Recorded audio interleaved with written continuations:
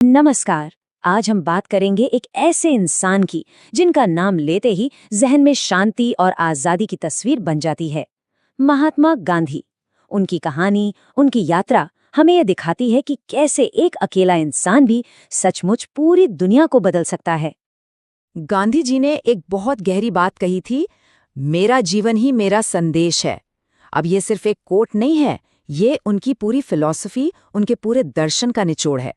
मतलब उन्होंने जो कहा उसे जिया, और यही चीज उनकी सबसे बड़ी, सबसे असली ताकत बनी। तो सबसे बड़ा सवाल यही उठता है कि आखिर कैसे एक शर्मीला, कम बोलने वाला वकील दुनिया के सबसे बड़े, सबसे ताकतवर साम्राज्य के सामने खड़ा हो गया, और वो भी बिना एक गोली चलाए, बिना कोई हथियार उठाए। चलिए उनकी इसी कमाल की अविश्वसनीय यात्रा को समझते हैं। तो चलिए कहानी की शुरुआत बिल्कुल शुरू से करते हैं, उस इंसान से जो बाद में एक महात्मा बन गया। ये सफर है मोहनदास से महात्मा बनने का। 1869 गुजरात का पोरबंदर, यहीं मोहनदास गांधी का जन्म हुआ। बचपन में वो काफी शर्मीले और अंतर्मुखी थे, लेकिन उनके माता पिता ने उनमें सच्चाई और भक्ति के जो बीज बोए, जो मूल्य दिए, वही आगे चलकर उनके पूरे जीवन दर्शन का आधार बने।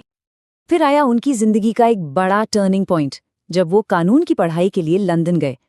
देखिए, लंदन में उनकी सोच का दायरा एकदम से खुल गया।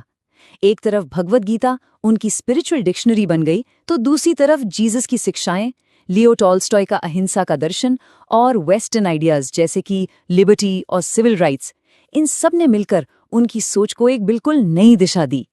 तो लंदन में जो वैचारिक जमीन तैयार हुई थी, उसकी असली परीक्षा होनी थी दक्षिण अफ्रीका में, क्योंकि यहीं पर पहली बार अन्याय से उनका सीधा आमना सामना हुआ, और इसी कॉन्फ्रंटेशन ने उनके अंदर एक्टिविज्म की, यानी सक्रियता की, वो आग जलाई जो फिर कभी नहीं बुझी। और फिर आया वो पल जिसने सब कुछ बदल कर रख दिया। साल था 1893। एक वैध फर्स्ट क्लास का टिकट होने के बावजूद सिर्फ उनकी चमड़ी के रंग की वजह से उन्हें ट्रेन से जबरदस्ती उतारकर बाहर फेंक दिया गया। वो एक रात, वो एक अपमान, उसी ने उनके अंदर रंग भेद के खिलाफ उस लड़ाई को जन्म दिया जो जिंदगी भर चलनी थी। दक्षिण अफ्रीका में वो 21 साल रहे, और इसी दौरान उन्होंने एक बहुत ही शक्तिशाली विचार को जन्म दिया, उसे विकसित किया, सत्याग्रह। अब इसका मतलब क्या है? सत्य बल या आत्मबल। ये नफरत से लड़ने का तरीका नहीं है, बिल्कुल नहीं। ये तो सत्य और अपने नैतिक साहस के दम पर अन्याय का विरोध करने का एक बहुत ही एक्टिव, एक बहुत ही सक्रिय तरीका है। हाँ, और ये समझना बहुत बहुत जरूरी है कि सत्याग्रह कोई पैसिव रेजिस्टेंस, मतलब निष्क्रिय प्रतिरोध नहीं है। नहीं, निष्क्रियता का मतलब है कमजोरी, लेकिन सत्याग्रह तो एक एक्टिव मॉरल फोर्स है, एक सक्रिय नैतिक शक्ति।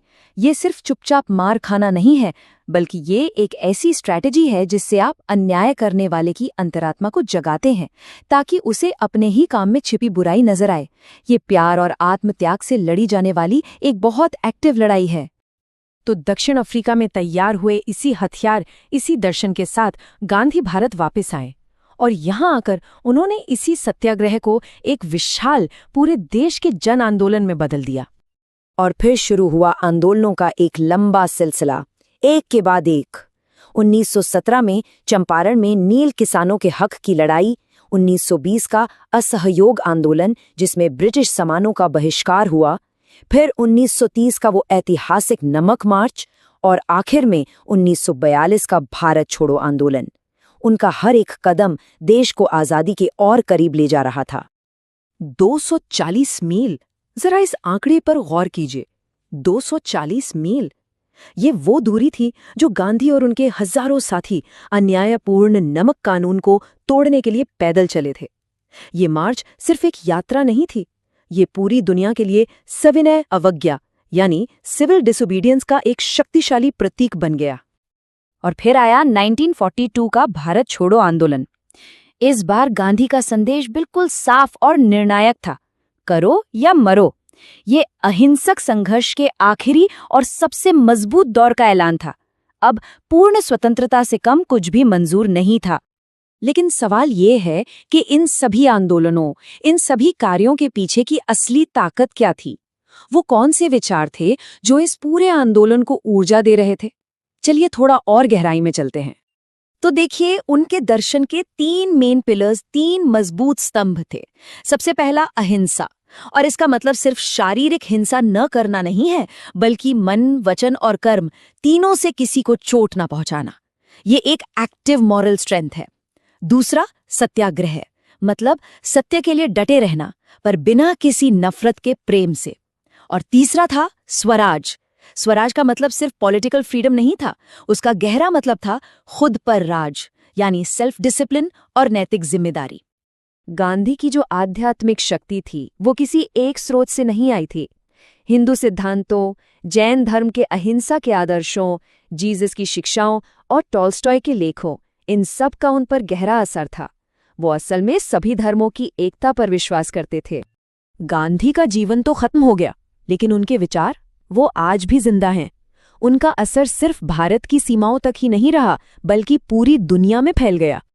30 जनवरी 1948, एक दुखद दिन। गांधी की हत्या एक हिंदू चरमपंथी ने कर दी। उसका मानना था कि गांधी मुसलमानों का तुष्टीकरण कर रहे हैं और देश के विभाजन के लिए वही जिम्मेदार हैं। लेकिन जैसा मैंने कहा, एक इंसान को मारा जा सकता है, उसके विचार को नहीं। उनके विचार जिंदा रहे और दुनिया भर में फैले। अमेरिका में मार्टिन लूथर किंग जूनियर हो, दक्षिण अफ्रीका में नेल्सन मंडेला हो, या तिब्बत के लिए दलाई लामा, दुनिया के कोने कोने में न्याय के लिए लड़ने वाले महान नेताओं ने गांधी को ही अपनी प्रेरणा माना। और शांति के लिए उनके इस योगदान को आज पूरी दुनिया सम्मान देती है। इसीलिए तो यूनाइटेड नेशंस ने उनके जन्मदिन यानी 2 अक्टूबर को international day of non violence यानी अंतर्राष्ट्रीय अहिंसा दिवस घोषित किया है। और शायद उनका सबसे मशहूर और सबसे शक्तिशाली संदेश, जो आज भी उतना ही रेलेवेंट है, वो बदलाव खुद बनिए जो आप दुनिया में देखना चाहते हैं। मतलब दुनिया को बदलने से पहले शुरुआत खुद से करनी होगी। तो आखिर में एक सवाल हमारे सामने खड़ा होता है कि आज की इस कॉम्प्लेक्स, इस जटिल दुनिया में क्या गांधी का दिखाया अहिंसा का रास्ता एक प्रैक्टिकल स्ट्रैटेजी है, या फिर ये सिर्फ एक ऐसा आदर्श है जिसे हम भुला चुके हैं? शायद इसका जवाब हम सबको मिलकर खोजना होगा। हमारे साथ जुड़ने के लिए बहुत बहुत धन्यवाद।